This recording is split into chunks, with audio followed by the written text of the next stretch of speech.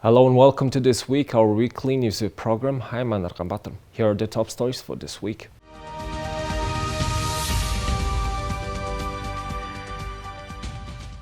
First, the official visit of Polish President Andrzej Duda to Mongolia started on Monday with high-level meetings and cooperation between the two countries. President Duda and the First Lady of Poland were welcomed by President of Mongolia, the First Lady, Boltczyk, and other officials. Mongolia and Poland also signed several important documents on relations and cooperation during the state visit. These developments are significant as they demonstrate the strengthening of bilateral ties between the two nations. Mongolia and Poland established diplomatic relations on April 14th of 1950.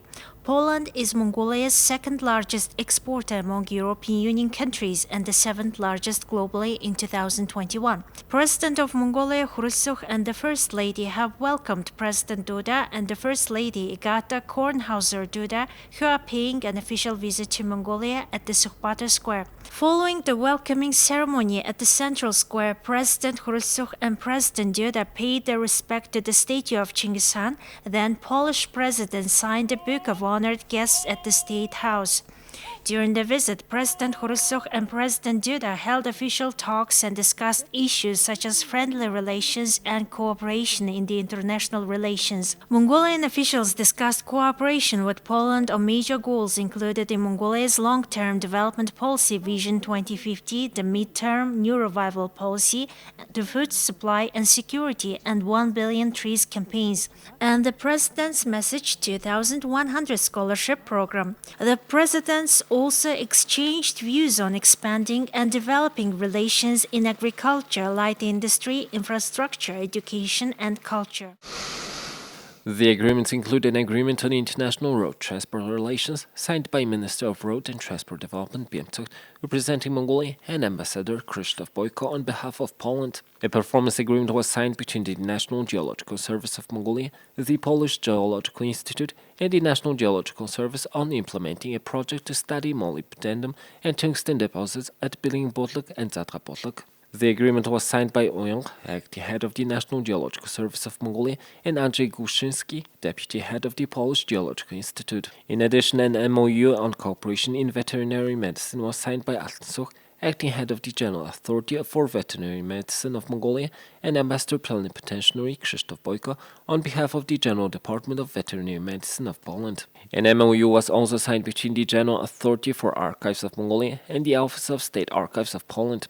The MOU was signed by Inhwater, head of the General Authority for Archives, and Paweł Pietrzyk, Director General of the Office of State Archives. In addition, an important cooperation agreement between the Mongolian Academy of Sciences and Warsaw University was signed by President of the Mongolian Academy of Sciences, Richtl, and Ambassador Krzysztof Boyko. Officials say these agreements and MOUs highlight the commitment of both countries to strengthening their relations and promoting cooperation in various fields. They are expected to pave the way for further collaboration between the countries and contribute to mutual benefit and prosperity. In other economic news, the Mongolian-Polish Business Forum was successfully held on April 25th as part of President Duda's official visit to Mongolia. The event highlighted efforts towards increasing economic cooperation between two nations and was organized by the Mongolian National Chamber of Commerce and Industry, the Polish Investment and Trade Agency, the Ministry of Foreign Affairs of Mongolia, and the Embassy of Poland in Mongolia. The forum's opening ceremony was attended by President Duda and Mongolian President Khrushchev, who highlighted the increasing activation of relations between the two countries' governments, parliaments, state institutions, citizens, entrepreneurs, and companies. They also emphasized the significant growth in trade turnover between Mongolia and Poland, which has reached about $100 million, a twofold increase over the past 3 years. The forum was attended by 20 companies from Poland representing sectors such as milk and dairy products, meat and meat products, healthcare, medical equipment, information technology, energy, construction, and tourism. They were joined by nearly 300 Mongolian entrepreneurs and enterprises, primarily from the food and agriculture sectors, which has the largest engagement in cooperation between the two countries. During the head of the Mongolian National Chamber of Commerce and Industry highlighted the need of immediate measures to increase household income and create jobs for Mongolians by exporting non-mining products. He specified that meat, wool, cashmere products, and nuts have the greatest potential for export. Mongolia's economy is heavily reliant on mining, with China being the sole buyer. However, the COVID-19 pandemic has highlighted the risk of having an economy that is overly dependent on just one country and the need to develop direct export routes. It has become clear that Mongolia should export opportunities in developed Western markets. Non-mining products hold significant near-term potential for increasing the average household income and employment in Mongolia.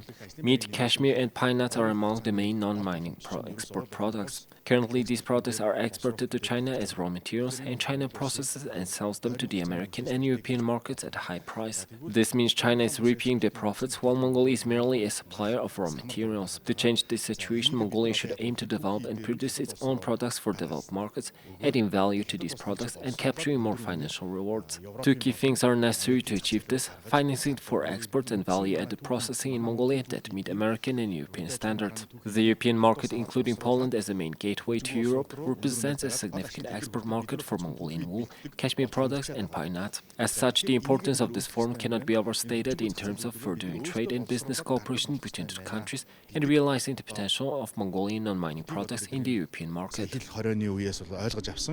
A three-point memorandum of understanding was drawn up as part of the forum with a notable focus on transit facilitation. The forum also included presentations and information sharing on the Mongolian and Polish business environments, trade opportunities, transport logistics, agricultural export and import, joint production, investment opportunities and banking. The Mongolian National Chamber of Commerce and Industry, the Polish Investment and Trade Agency, and the Polish Chamber of Commerce signed a memorandum of cooperation, paving the way for further collaboration in trade, production and business between Mongolian and Polish companies.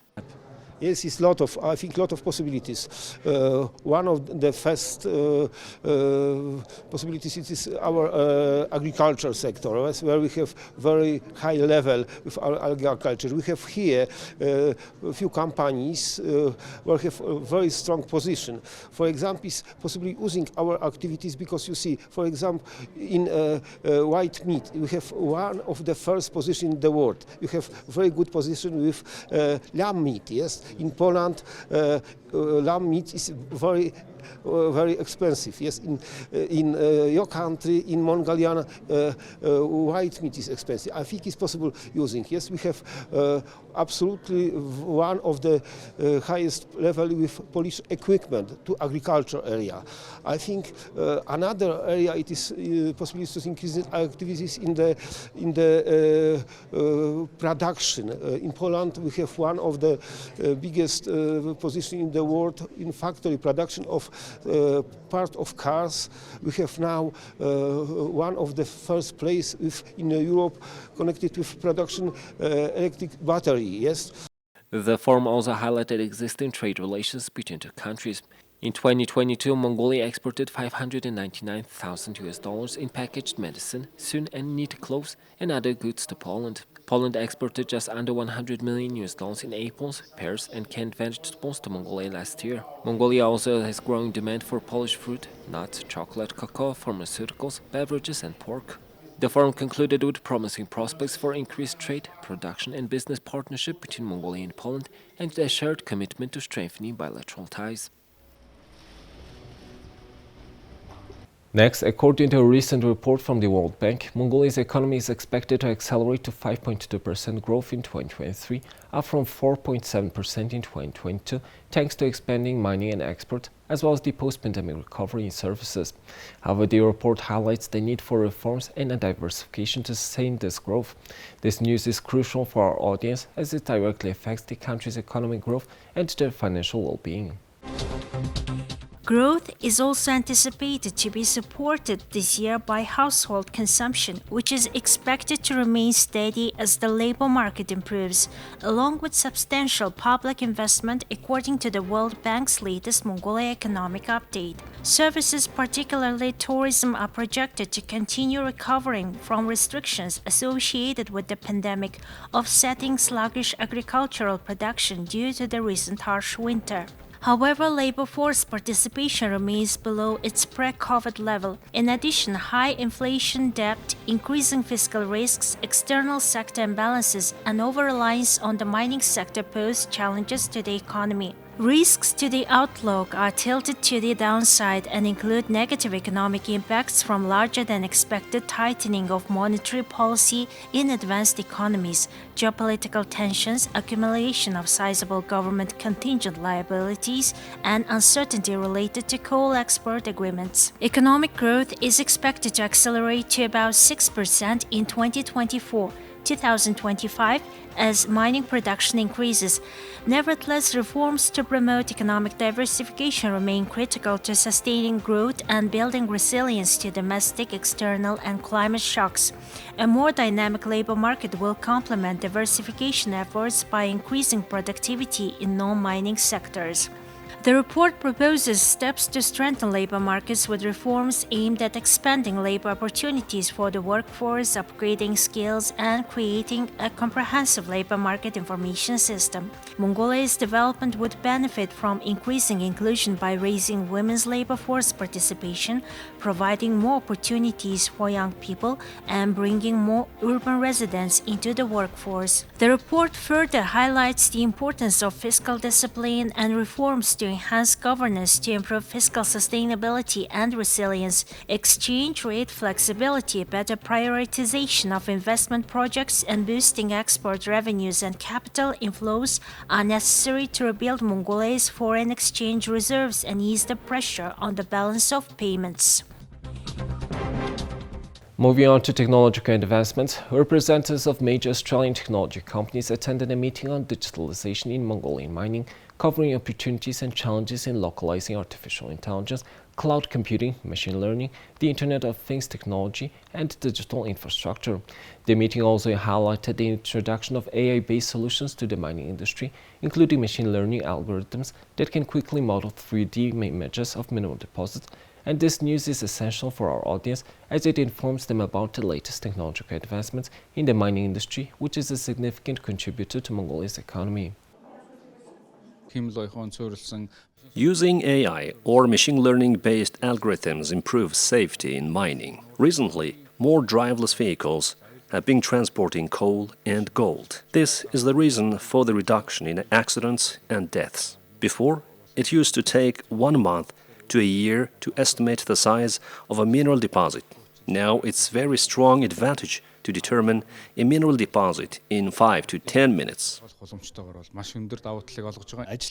The transition to digital technology allows us to forecast and evaluate project implementation and results. I don't think the number of workers in the mining industry will decrease with the introduction of new technology. Australia has supported and contributed to the Mongolian mining industry's sustainable development by implementing the Mongolia-Australia Mineral Industry Cooperation Program. So Australian companies have been playing a big role in Mongolia's mining sector for many, many years. We're very, very proud of this very strong cooperation.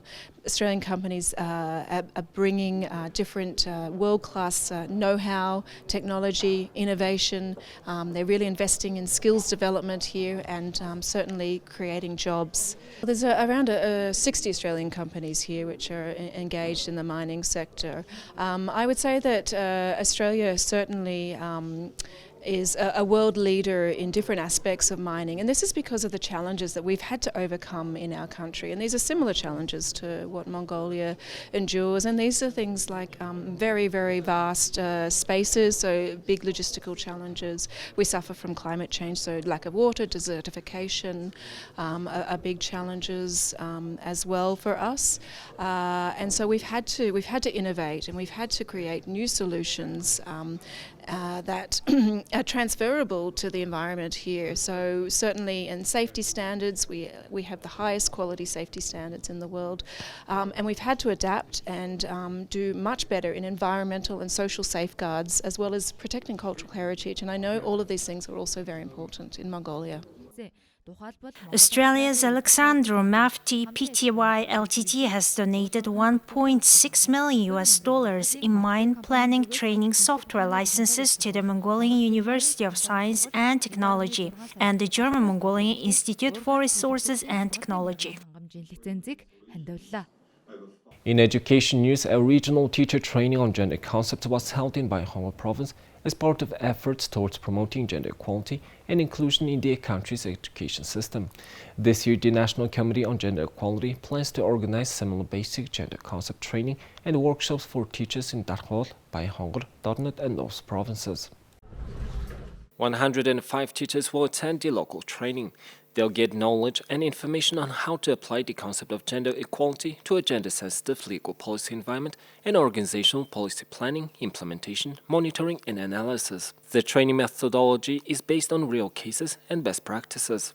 We are creating systematic content and organizing training for civil servants in states. This training has not been held for the first time. It's been implemented since 2020. Before that, in 2019, we're preparing to define and elaborate on the course content. Today, 260 trainers have been trained, 75 of whom were trained locally. This training is a development issue, and that's why we must contribute to developing and elaborating on societal policies without leaving anyone out, and we must benefit from it. As a result, when women and families will develop and live happily in Mongolia. The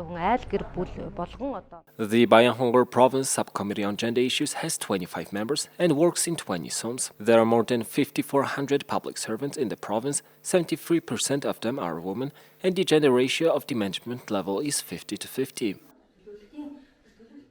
In economic policy news, the Business Council of Mongolia organized its monthly meeting during House Expo 2023, presenting the latest government policies on the construction sector and research on the private housing market in Mongolia.